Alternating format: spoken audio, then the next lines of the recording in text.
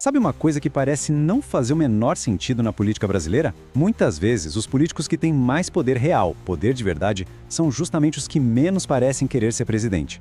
Parece um baita contrassenso, né? Mas hoje a gente vai desvendar um dos segredos mais óbvios e, ao mesmo tempo, quase invisíveis da nossa política. O chamado paradoxo do governador. A pergunta que a gente precisa responder é essa aqui. As especulações para 2026, elas já estão a todo vapor. Mas a questão de fundo é, por que aquele governador super popular, que comanda um orçamento gigantesco e tem uma aprovação lá no teto, por que ele parece fugir da corrida presidencial? Para a gente entender a escala do que estamos falando, vamos olhar os números. Um governador de São Paulo, por exemplo, ele gerencia um orçamento de mais de 300 bilhões de reais. Pensa bem, isso é maior que o PIB de muitos países por aí. É um poder de fogo financeiro absurdo. E não é só o dinheiro não, é o poder político. Olha o caso do Camilo Santana. Ele deixou o governo do Ceará com 80% de aprovação. 80%. A maioria dos políticos passa a vida inteira sonhando em ter metade disso. Com todo esse capital político, por que não tentar o cargo mais alto do país? E a resposta para essa pergunta está no que a gente pode chamar de paradoxo do poder. O problema, por mais incrível que pareça, não é a falta de poder, é justamente o excesso dele. É essa a definição. Um governador poderoso ele já tem um verdadeiro reino nas mãos. Já a presidência é uma promessa, é uma aposta incerta de altíssimo risco. E a matemática política por trás dessa decisão, ela é fria, é brutalmente pragmática. A comparação é direta. De um lado está o poder garantido. Como governador, ele controla obras, nomeia cargos-chave, a reeleição é muito provável. Do outro lado, o que tem? Uma promessa incerta. Como candidato à presidência, a pessoa vira alvo nacional, tem que queimar pontes políticas e, o pior de tudo, se perder, sai sem nada. A armadilha é bem evidente.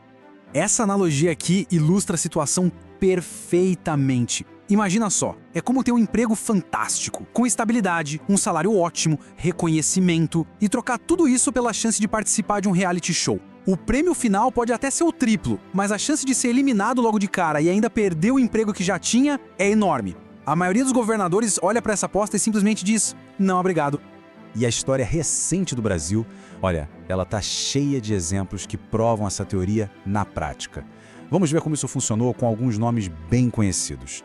Pega o caso do Eduardo Leite em 2022. Jovem, popular, era super cotado para a presidência. O que ele fez? Disputou e venceu a reeleição no Rio Grande do Sul. Simples assim.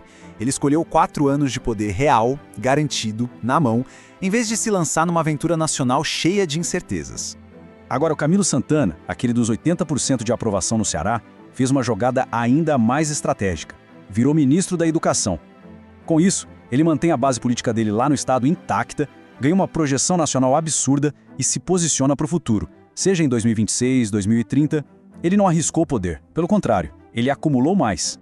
Agora vamos ver o outro lado, os que apostaram e perderam feio. Geraldo Alckmin.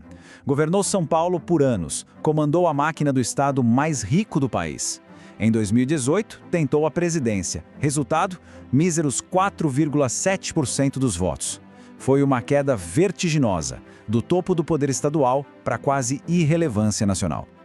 E se o caso do Alckmin foi ruim, o do Jaime Lerner é ainda mais emblemático. Ele transformou Curitiba, virou um modelo mundial de gestão, era um ícone. Quando tentou a presidência em 98, teve 0,5% dos votos, 0,5%. Foi uma humilhação que com certeza serve de lição para qualquer governador mais ambicioso. Então, peraí, se não são os governadores, quem é que se elege presidente? O ponto crucial é este. Os presidentes recentes do Brasil não eram governadores no cargo quando foram eleitos. Lula veio do sindicalismo, Bolsonaro do Congresso, Dilma de um cargo federal. Ou seja, eles construíram plataformas nacionais sem estarem presos à gestão do dia a dia de um estado. Ah, mas e as exceções? E o Fernando Henrique? E o Getúlio Vargas? Sim, claro, elas existem. Mas vamos dar uma olhada e ver como, na verdade, elas só reforçam o padrão de hoje em dia. Getúlio, ele chegou ao poder com uma revolução. Jânio Quadros foi eleito lá em 1960, era um sistema político completamente diferente. E o FHC? Quando ele concorreu, ele não era mais governador. Ele era o pai do Plano Real, o ex-ministro da Fazenda. Ele usou um trampolim federal, não estadual.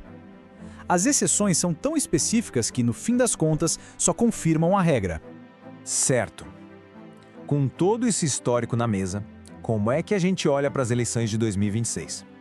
Agora temos um filtro novo, uma lente diferente para analisar os movimentos dos principais nomes que estão aparecendo.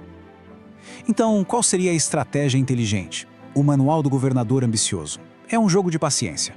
Primeiro, o político se consolida no seu estado, vira uma unanimidade. Depois, elege um sucessor para manter a máquina política funcionando a seu favor. Aí, ele busca um cargo nacional de menor risco, um senador, um ministro, para construir alianças. E só então, anos depois, a presidência entra no radar. É um caminho longo, não um salto no escuro. Vamos aplicar isso a 2026. Políticos como Tarcísio de Freitas e Romeu Zema enfrentam exatamente o mesmo dilema. Os dois podem tentar a reeleição em seus estados. Agora, se um deles decidir abrir mão de uma reeleição muito provável para arriscar tudo numa candidatura à presidência, a aposta se torna altíssima. Segue a lógica do paradoxo perfeitamente. Claro, para um político que está terminando um segundo mandato e não pode mais se reeleger, o cálculo de risco é bem diferente, bem menor. E com isso, a gente chega à reflexão final. Da próxima vez que alguém ouvir falar que um governador super popular vai largar tudo para ser candidato a presidente, vale a pena prestar muita atenção. Ou essa pessoa está enxergando uma oportunidade única, gigantesca, que ninguém mais viu, ou ela simplesmente não tem mais nada a perder. E os dois cenários podem ser bem perigosos.